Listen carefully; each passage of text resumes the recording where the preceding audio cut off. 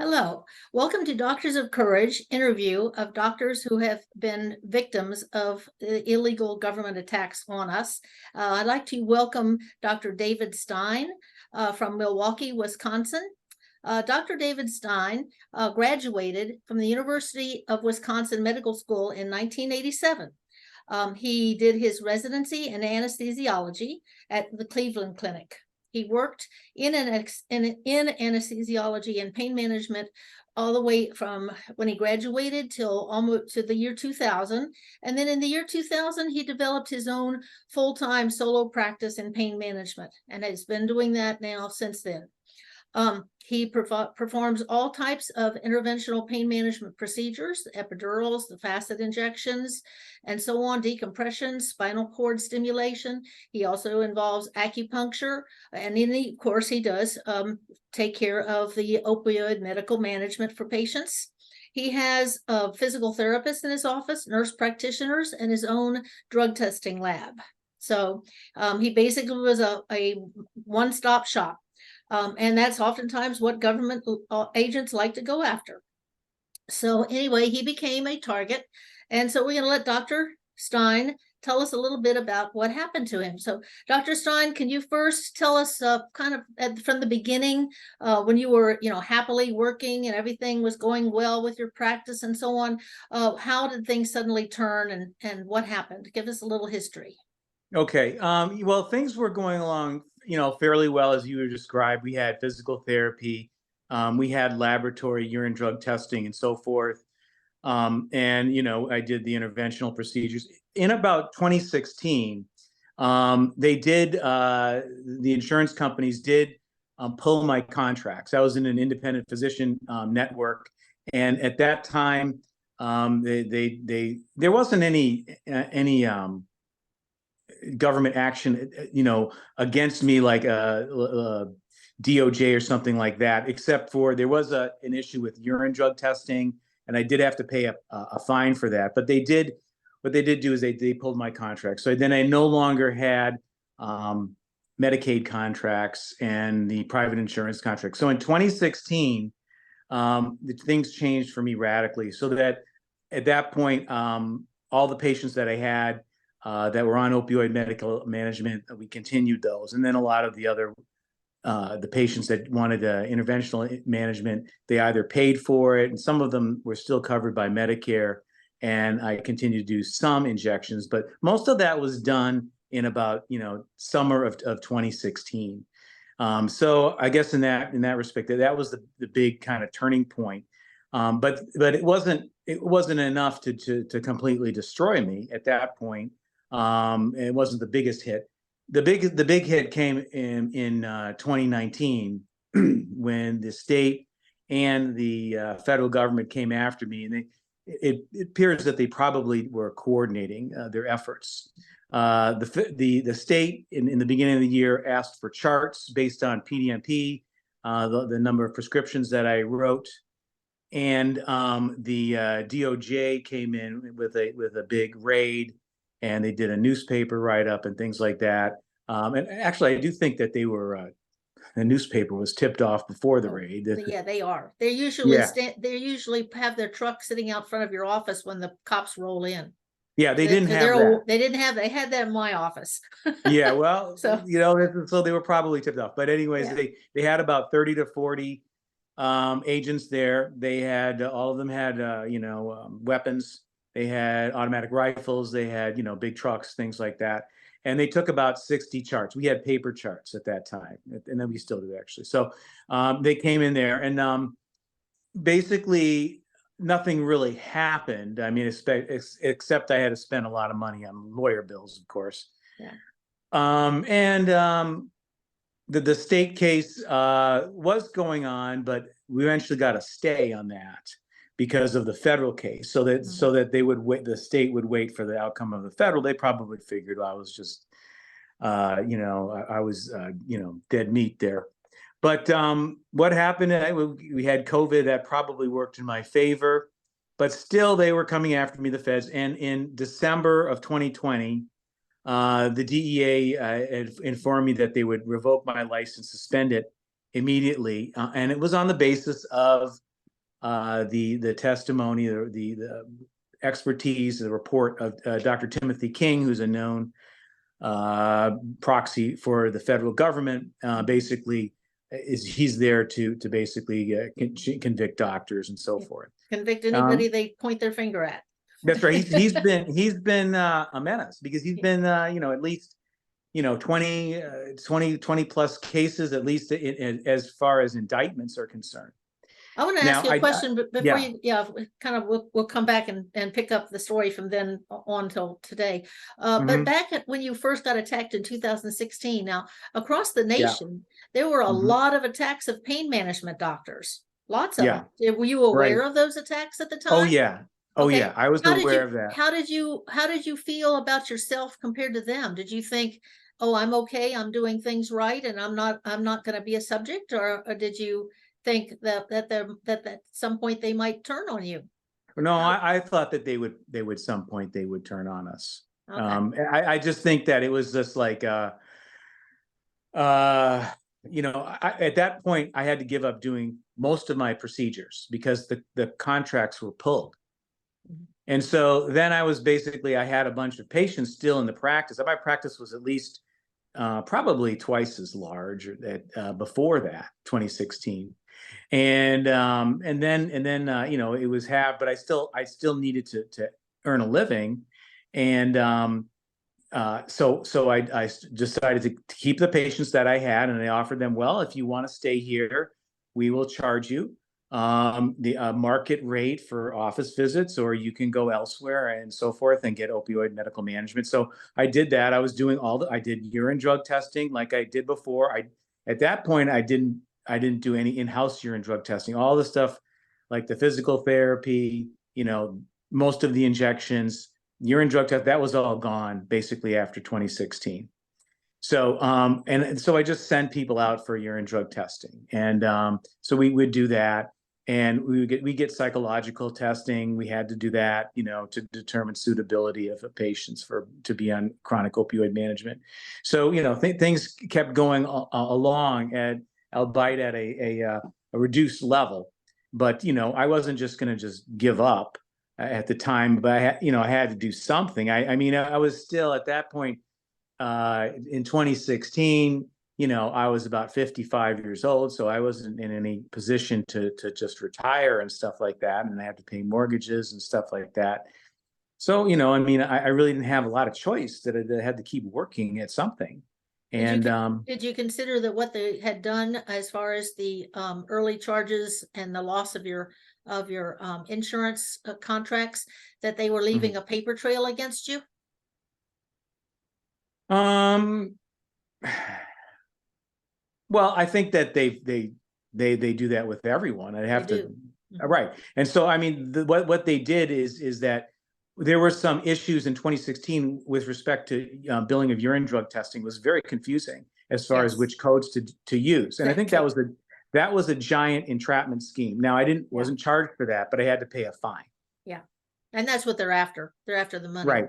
Yeah. So I paid a fine, but I realized, yes, that was an issue, and that was a very and those laws, wouldn't you say, this is kind of an offset of what's going on with us as far as pain management, but wouldn't you say that is something that the Congress needs to change, and actually courts need to recognize the fact that if you don't know, because of the coding being so complicated, and they make it complicated just for this purpose, to trap doctors, okay, that if the code, and then they change it every year, and if you don't keep up with the changes, right, they changed the coding, right, for urine drug testing, and basically they'll publish it in the Federal Register. So that's like you might as well try to look at it's like trying to find something in a Buddhist monastery in a scroll or something. You just can't. It's not immediately available. So what we need in the law is that when they change the code, and then if they evaluate a doctor and say this doctor is coding the way it was coded last year, not the way it's supposed to be coded now, they need to inform the doctor. Your coding is wrong. This is what you need to do. And if you don't do it, then you'll be charged. Because otherwise they're charging people who don't even know they're committing a crime. Right. Well, that's the whole, that's what they like to do. You can see that with telemedicine, right? Right. Telemedicine is like that. I think the some of the COVID money has been like that. Although some people obviously abused it, but I think what they want to do is they're trying to bait people into committing violations, and then they can charge them. They can take that violation and make it and criminalize it, right? Yeah. And actually, when the Medicare was created back whatever year, in the 1940s or something, the 60s, like with Johnson, the right? 60s. Okay. Yeah. There was actually someone in the government who said, we have no intention on doctors even taking this. We're making it so complicated that no doctor will actually sign up for it. Problem is, doctors were too compassionate and interested in the care of their patients. They signed up for it anyway. So well, now I think in the 1960s, I think people had a lot more trust and respect in the government, and surveys have demonstrated that for sure. Yeah, I mean, for sure. you know, post World War II, 1960s, I think people really did trust the government. Now I think it's not the case as much anymore. Okay. All right. So basically, let's go back to, or start to, if it's okay, kind of switch gears and talk about what you feel after having happened to you. What do you feel is is what they're looking for? What is the search for the man? What's the phrase that you use for that? Yeah. What is their kind of modus operandi and things? It's like I think what their motto should be for the DOJ and for all of these alphabet type agencies, investigatory, is show me the man, I'll find you the crime. And that's something that is nothing new. That was basically Stalin's KGB man said that, or NKVD man. He said that. There's been people before, Cardinal Richelieu, who was in the French, one of the prime minister and Louis XIII. But that was the mentality that they could basically they could basically convict anybody at will. So what do they want to do? They target first. So that's the show me the man, and then I'll find you the crime. Then they have their expert intervene, and that person will then find the crime. They will either invent it or whatever, they use whatever scheme that they have to show that it's illegal. So they want to target. Now, how do they target? That's data analysis, and that's what I think you had a guest, Dr. Anna, and discuss that in more detail. But basically, the data analysis is they use things like red flags, MMEs, morphine equivalents, and so forth. Numbers of prescriptions. The red flags are completely arbitrary and a completely contrived artificial construct, not and there's scientifically no legal testing. Yeah, and there's no legal basis for any of it. But they've done this has just been a masterpiece in despotism, I think. They did is they basically are creating terms and things like that. And targets and so on. So first of all, they're the show me the man phase is what they're doing, and they're basically, you see, I don't know if you saw this New York attorney Abrams, and he's had a very simple data analysis scheme. He basically said, and this was in 2021, if you have a pain clinic or a doctor that's prescribing 15 milligrams of oxycodone, that's a pill mill. Okay. And then he goes on, well, and also 30 milligrams, that's a pill mill. So that's what they're basically looking at. They're looking at, the MMEs, the numbers of prescriptions, then these red flags and things like that they can identify using the PDMP, the distance the patient travels, the number of pharmacies, if they went to another doctor, for example, for a controlled substance and got a concurrent medication. So that's how they formulate that, their targets. And so what we did is actually work with one of the physicians that you interviewed, Dr. Annan. We tried to find out, we're under the gun here, and we want to know, well, why are you targeting us? What is the basis for your targeting? Is this, do you have scientific evidence? Do you have studies? Do you have, why are you targeting these doctors? Can you show that what they're doing is illegal? Can you show what they're doing is causing harm? Okay. And we asked for this. So we went to the United States DC court. Okay. And we asked them for this information, and they just completely stonewalled us. You know, they gave us back a bunch of legal gobbledygook as to why they can't give us this information. It's either too complicated, or we don't have a right for it, or it's proprietary. Proprietary basically means it's they're in cahoots with Blue Cross and other insurance companies, creating these networks that, you know, work partnerships. And so, well, we can't show it to you because this is a proprietary product of Blue Cross. Well, yeah, but you're using this in a criminal justice system here, and you're using it for law enforcement purposes. We can't know why you're targeting us, and that's what it is. We might as well have asked for, you know, specifications on a missile system. It would have been easier to get that. And so, you know, this is a state secret, so that they're covering it up because they don't have scientific evidence to prove it. You know, it's really sad, this data analysis, and you know, there are studies showing MMEs and things like that about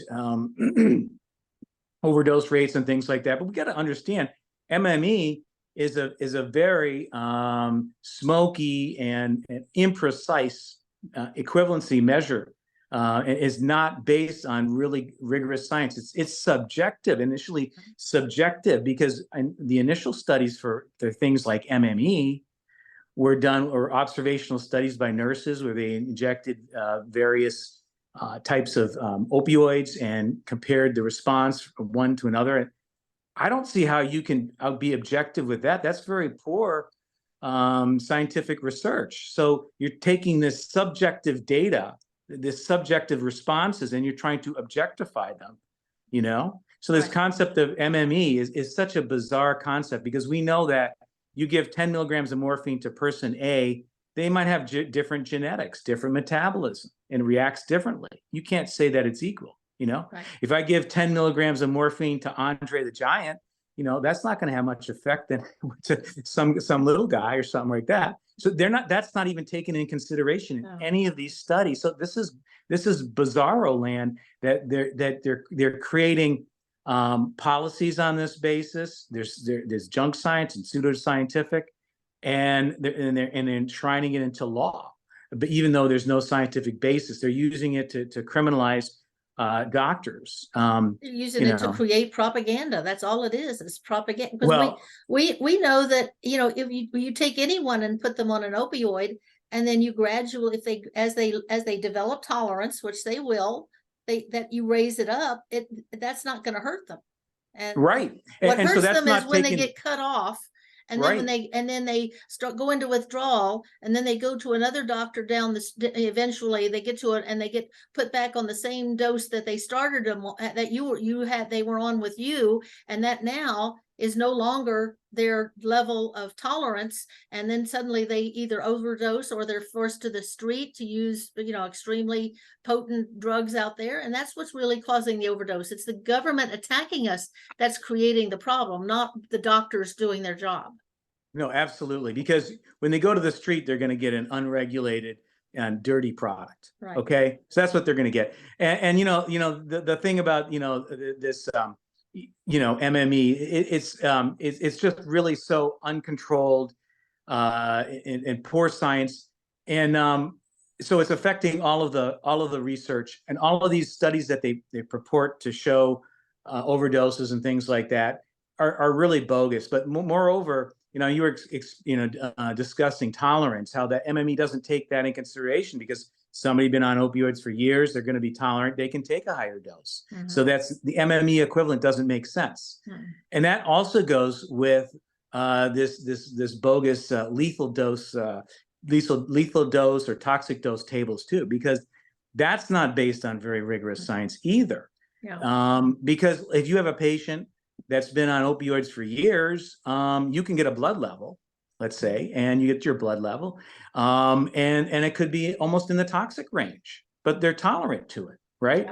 Exactly. And so if that patient, let's say, died in a car accident or something like that, well, they would get the blood level and say, well, that's in the toxic range. Well, if he was seen at the office and he was perfectly, you know, conscious and without any effect of sedation, that level is not toxic for him. It's sort of like, you know, alcohol. We know this with alcoholics. People understand that, oh, this guy's been drinking for years, he has a high tolerance to alcohol. Okay, we get that. He's got liver enzymes. They start breaking it down so the guy can drink more, and his a toxic level or a lethal level is going to be different for that person. Right. And so MME is a completely bogus concept, but it's been used to criminalize and attack doctors, and it's been used in making policies and enshrined into law, which is bogus. Mhm. And so that's the first step that they do. The second is the show me the find me the crime. Find me So the show me crime. the man, then find me the crime. That's where you get your government experts, and that's what they do. And the one that came after me and has come after maybe 20 plus more physicians, even probably more than that, for either DEA hearings and DEA matters or for DOJ indictments, is Timothy King of Indiana. And that's 80 to 90% of his practice. And so he's a professional proxy. I won't use the other word, but a professional proxy for the government, to basically out there to create a scheme to convict doctors. And he came up with a patent. And I thought if you wanted to show the people, Yeah, I can share the can. screen. Yeah.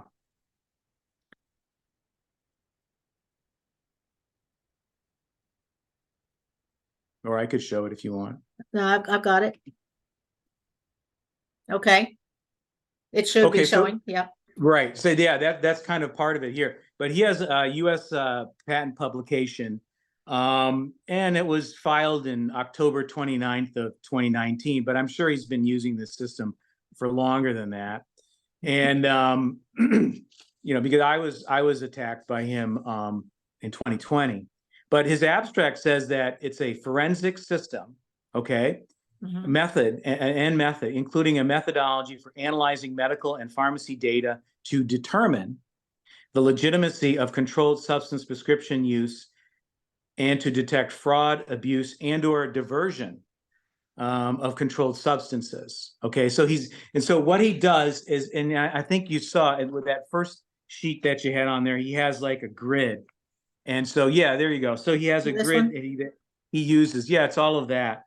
And what he'll do is he will have people, his assistants, okay, will input data, various queries that they look at the medical record, the charts, okay. And so he has various queries. There's a table 1, a forensic summary query. So he will have these people input data. Now, the question I really have is like, how, when he inputs the data, are these people who are doing the data input, okay? They're not all doctors and medical experts.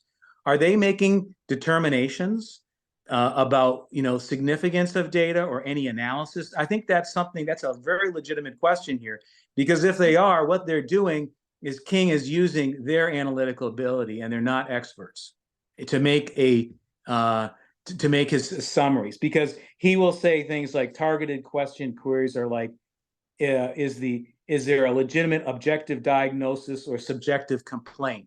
Well, what is that? I mean, a lot of times there is a legitimate diagnosis, objective X-ray finding or MR or radiological EMG, and there's a subjective complaint. That's normal. Why is this an either or? Failure to define an objective pain diagnosis. So he's trying to objectify something that's subjective. This is how he bamboozles juries. Because when you put a number on something, when you make a nice clean flow sheet like this, okay, looks cool, doesn't it? So it looks systematic, and things that are systematic are thought to be valid. That's the inference that they're going to be. Oh, that's valid. Look how systematic and organized it is.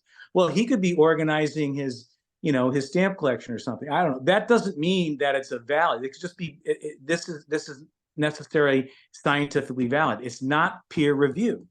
All of these other things that he puts in, morphine equivalents over 100, dose risk assessment. Well, what is that? Multiple pharmacies. That's one of the red flags. Well, a lot of patients have to go to multiple pharmacies. Why? Because the DEA's cut the supply. Right. And the pharmacies run out. Yeah. Right. Here, failure to demonstrate objective evidence of improvement in VAS visual analog score. Well, a visual analog score is a patient report. That's the subjective report. My pain is 9 out of 10, 8 out. That's not objective. You don't get a goniometer or caliber or a scale to measure a VAS. That's a subjective reporting. So he's trying to objectify. Then he puts down quality of life, measurable and meaningful sustained function.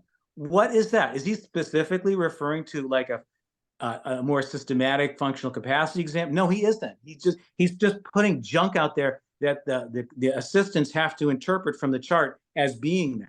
Mhm. I mean, these are non-experts. And so then he uses that grid system to create a score, some kind of a summary. And there's probably some kind of a score. We're not sure what the score is, but he's making some just insane complaints. Not complaints, insane claims about how his system is accurate. He says in here on page 2 of his patent, rather, it is required that the expert witness provide objective testimony according to defined methodology with supporting data showing beyond a reasonable doubt, e.g. with 99% certainty. That's his definition, that he thinks that this can do that, because that's beyond reasonable doubt in his mind. And so he's saying that. And so this is incredible that he is saying such stuff. And he says it's been field tested in his report here, in his patent report, but these doesn't provide any evidence. What does this mean, field tested? Okay, I mean, like people would use things. He's the expert at this kind of thing because he patented it. And now he's claiming it's 99%, or it has to be if I convict. I don't get this. It's like he invented this system, like somebody invented phrenology, and felt bumps on the head, and they could determine if people have a neurological abnormality or something, or bite marks. He's not marks. He's not a pain management specialist, isn't he? Isn't he like family? He is. He is a pain management specialist. Yes, he is. But he does 80 to 90% now of his practice is devoted to this forensic stuff. He only works for. I haven't found any situation where he works for the defense. Only works for the government. Okay, right, exactly. He's completely one-sided. As a matter of fact, I asked in that intervener case is how does the DOJ, how do they select experts? Do they have any ethical standards? No, they probably don't. They just select an expert that will parrot their narrative. Will parrot their narrative, exactly. That's right. So he has made some some really they're just crazy, fantastic statements that he has made in here. Let me just read a couple of these things. These are just crazy. On page 12, he says here, if the patient, for instance, has not been cooperating with the treatment plan, e.g., has not lost weight, continues to eat unhealthily, and nothing has changed in their habitus, etc., then it is not appropriate for the doctor to prescribe narcotics. Okay, so what if we did that with the diabetic? Okay, no insulin for you. You're eating too many pasta and cream pies, right? So this is sick, huh? It is sick. And he applies this thing. He's also uses this circular reason. Well, if the patient is not showing improvement in their scores, they don't need the opioids. It's not helping. Okay. But if the patient's getting better, they don't need the opioids because they're continuing to make improvement. Okay, we don't need it. So this is the only instance where it's pain management. If you're stable, you can't be on opioids because you're not making improvement. Okay, or if your pain score isn't low enough, you're not making improvement. But if you're getting good, you should be off of them. So he uses this kind of thing. We don't apply this type of logic for somebody with high blood pressure. We keep them on their medications generally, and sometimes we'll take them off. But generally speaking, most people have a chronic condition. We keep them on. Depression, you'll keep them on longer term. There might be cases you can take people off these medications, but it has to be mutual consent. I think there has to be a good reason to do it. But if somebody is stable, that's not an indication to take them off. But the king is making that kind of an argument. Yeah. Which is bizarre. then he went on to say this. This is very disturbing to me because this is what his patent's all about. It says, very often, a medical chart may show that the physician apparently does not care. The patient demands a narcotic, they get it, which is totally inappropriate. Now, how can he make this kind of conclusion based on looking at a chart that the doctor doesn't care? Right. I mean, isn't that is just like, I just, when I read that, I just thought this guy's nuts. I mean, why would somebody say that? How could they read a chart and say, oh, this guy doesn't care? He can read the doctor's state of mind and their emotional state and their inner feelings. That is crazy. And the problem is, it states in the Controlled Substance Act that it's only the doctor that can determine legitimate medical practice. Because it has been asked of the government in multiple cases. Dr. Crouch's was one. when the DEA agent was on this witness stand, what is legitimate medical practice? And even then, the DEA agent had to state, we can't tell you because that's the doctor's jurisdiction. Right. So the only way they're getting these charges to stick to us is through this type of hypocritical, false testimony of people like Dr. King, who will definitely be spending his time, where, for doing what he's doing to America. Well, yeah, you have to say that because he can enjoy the money while it lasts. Yeah, he'll have his best life now, right? Exactly. And that's it. So no, but I mean, his patent, there appears to be contradictions in the statements. He says in here that there are, on page 1 here, says there are no objective, quote, switches, defined sets of criteria or generally accepted medical protocols that conclude whether a specific medical practice has issued controlled substance outside the usual course of medical practice. And there is no usual course of medical practice. Well, the thing is, this is contradictory to his whole thing. I don't understand any of this. What the government has done, and they've been masterful. They've used and abused to the max this term pill mill. They don't define it. It's not defined medically, not defined legally. But it seems like that it's become a crime. It was a term back in the early 2000s that was simply put out there by a media writer, and the government just grabbed it because it's catchy. It's catchy. And then they flew with it, and now it's part of the propaganda that they created. Yeah, it's the propaganda, and they've succeeded in basically bamboozling and polluting the jury pool because people are going to believe it. It sounds good, but there isn't any pill mill statute that I'm aware of, or anything in the and there's nothing that I can see in the Controlled Substances Act that doesn't refer to that. And so, but they get away with it. I don't understand how they can do that. I thought, I think. I really am not naive when it comes to this kind of stuff, but I thought that they would try to, government and the prosecutors would try to steer away from this kind of terminology as being prejudicial, and they should, but they don't. They love this term and they'll use it. Yeah, Ronald Libby explained this in his book, The Criminalization of Medicine. Yeah, I read that. It's either chapter 24 or 27, I'm not sure which, but basically with the propaganda that the government has put out there since 2002, they basically have taught America, all the people, that number one, opioids cause addiction. Number two, anyone that provides, so basically anyone on an opioid is an addict. And that includes pain patients now, okay? The propaganda has that if you're on an opioid, you're an addict. And therefore, doctors are providing addicts with their medicine. So doctors are drug pushers. That's how they're getting them convicted. Just by that. It's very those difficult. 4 steps. Yeah. And that was all government agenda and government propaganda that created that in America's mind. And that's been 20 years now that's been put in there.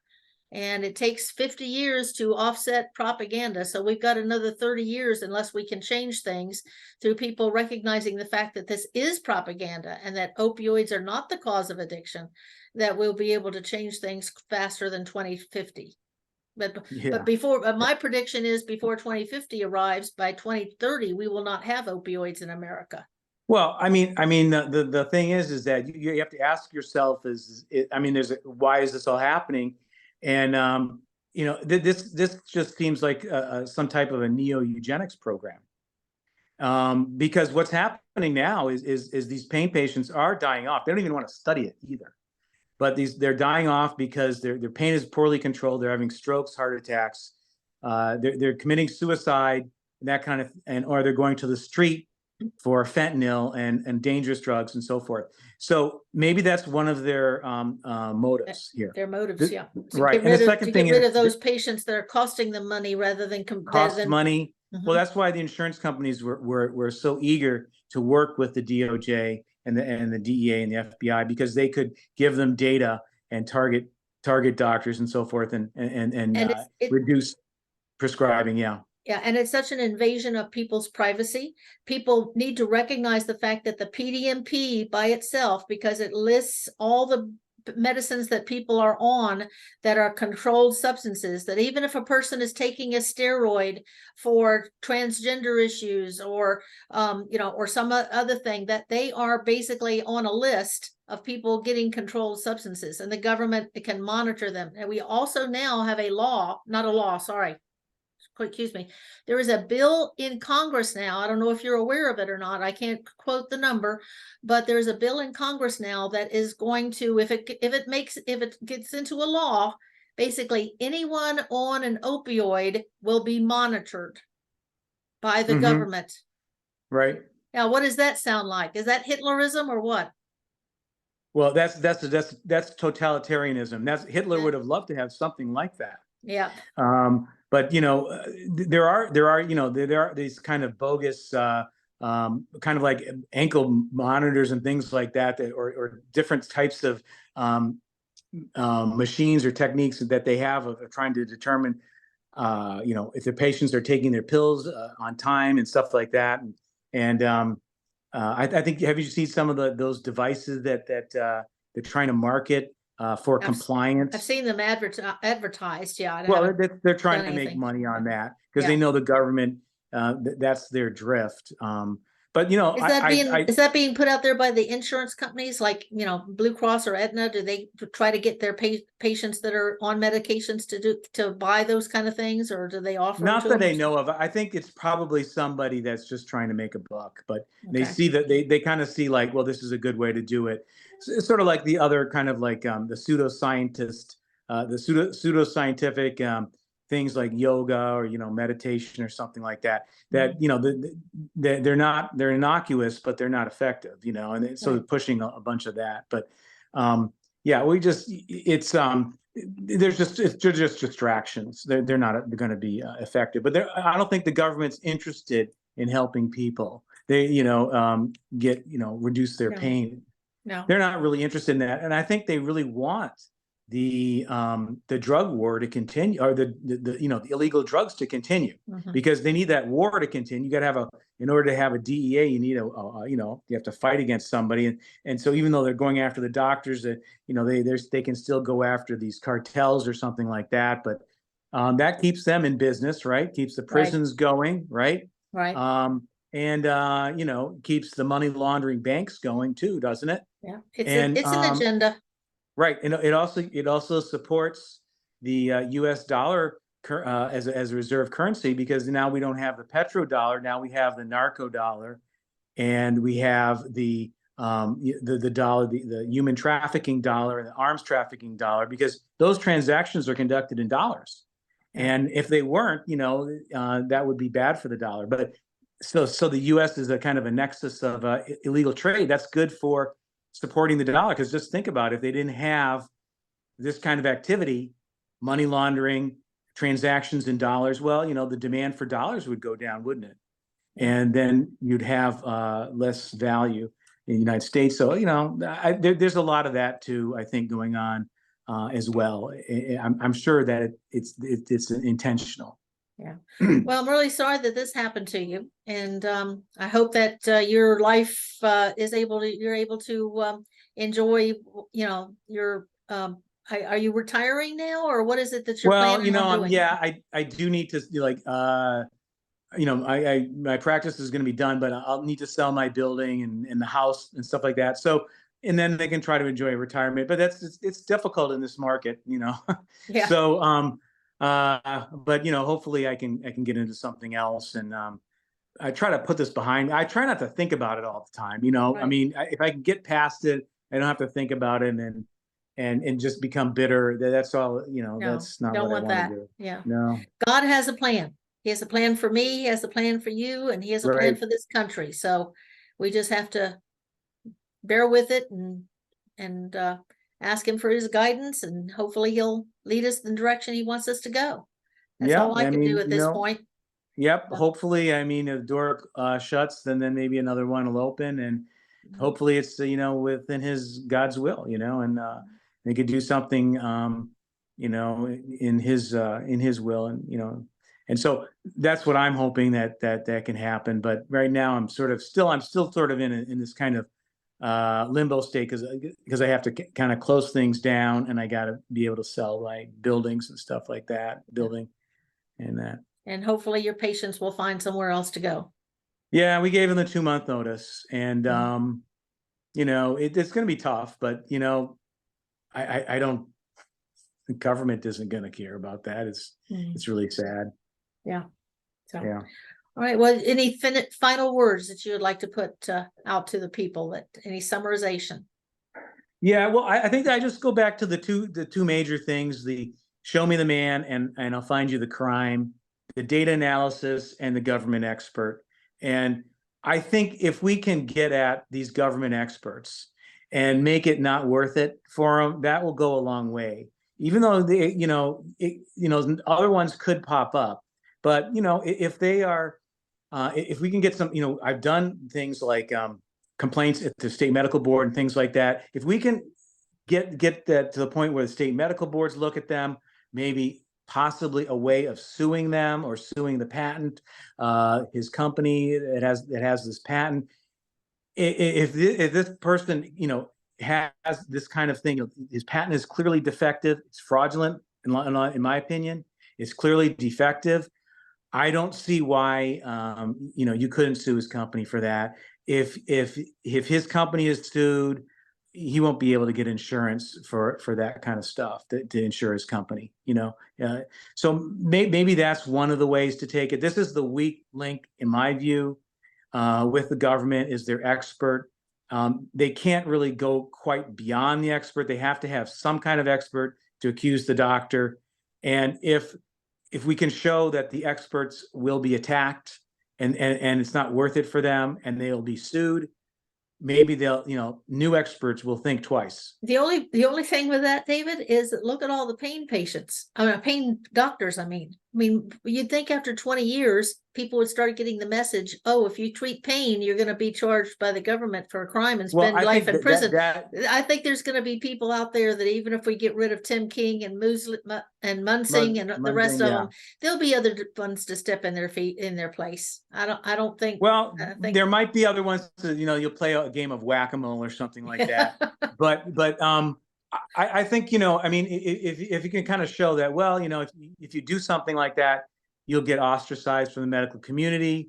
You might get sanctioned at your board. The board might say something, even though the boards haven't been very receptive. They might say, well, you've lied, made false statements, presented false evidence in court. We're going to restrict your license so that you can't do that anymore. I think that's probably going to happen in about 30 years. Well, maybe that'll happen when sooner, when the fact that all this is being done is pure agenda and propaganda anyway, then they'll look back at hindsight and say, "Oh, look what you did." But yeah, well, now they're riding the gravy train just like all the rest of them. Yeah, like they did with the American Indians and the Japanese Americans, right? That's what they did. They took all their stuff and kicked them off their land, right? Right. Yeah. Right. Well, but I give you the go ahead to do what you can do with that and we would be happy to publicize anything that you share on Doctors of Courage, because one of the things we have to say that it's not my idea that's going to win, it's one of our ideas, and we all have different ideas, so we just need to put them out there, and hopefully one of them will catch, and we'll end this this fiasco. And our main thing is we need to bring our country back to being honest and follow the founding fathers in our honesty and our government and the way our government is led. And right now it is not that way. So yeah, I know. I mean, we're going the way that the Germans did in the 1930s. I mean, exactly. and so yeah, if we decide to pursue some kind of legal action against someone like King,